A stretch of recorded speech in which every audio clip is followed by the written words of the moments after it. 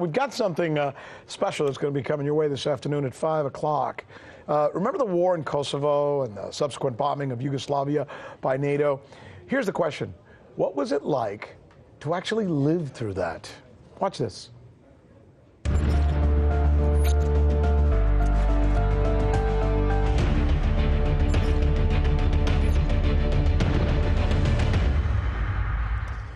The special is called Hellbent, 78 Days of Bombing in Yugoslavia. Joining us now is Alex Mihailovich, who is going to be hosting this special. Good to see you again, partner. Tell us a little bit about what you've prepared for the viewers this afternoon at 5 p.m. Well, Rick, I've been waiting to tell this story for about 20 years. I lived in the former Yugoslavia, which was at the time Serbia and Montenegro. That's, after the old Yugoslavia, which fell apart because of war. And I was there for the buildup to, which led to the NATO bombing, which started March 24th, 1999. So pretty much exactly 20 years ago. And one thing, and why we call this Hellbent, was that NATO was hellbent on bombing Yugoslavia. And there was no changing their mind. Any way you looked at it, on the diplomacy that was happening, it wasn't helping the situation at all. And what we look at here is the bombing, how and what led up to the bombing itself, and then the aftermath of the bombing, which exists to this day. We went to Serbia.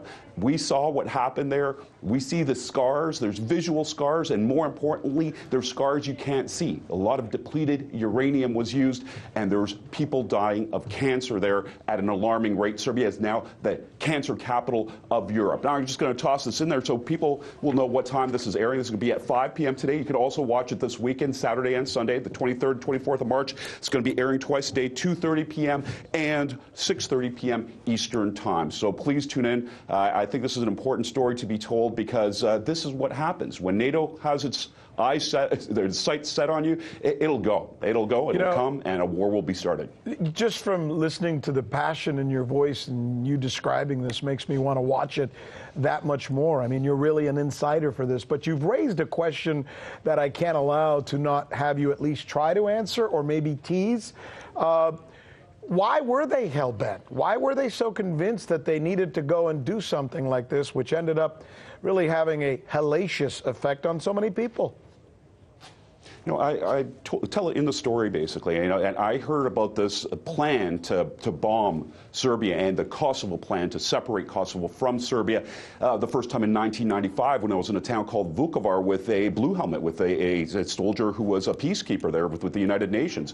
And he told me he was learning Albanian since the late 80s because next time he sees me, it's going to be in Kosovo. So this was known already. Why? I don't know. I mean, it's geopolitical. We know that. The Balkans have always been a geopolitical strategic point for the East and West. So that's the reason. The scary thing is, though, and what I'm frightened of is it going to happen again? I sure as heck hope not. Well, we in America want to thank you for being able to tell that story and that tease without once mentioning the name Monica Lewinsky. Nonetheless, we know it was somehow involved. Thank you, my friend. Look forward to it. See you at 5 p.m. I'm Rick Sanchez. You found us on YouTube, and that's awesome. But you know what? I'm also live every night at 7 and 8 p.m. Eastern on DirecTV and Dish and cable and satellite, the RT app, and Pluto TV. I'll see you there.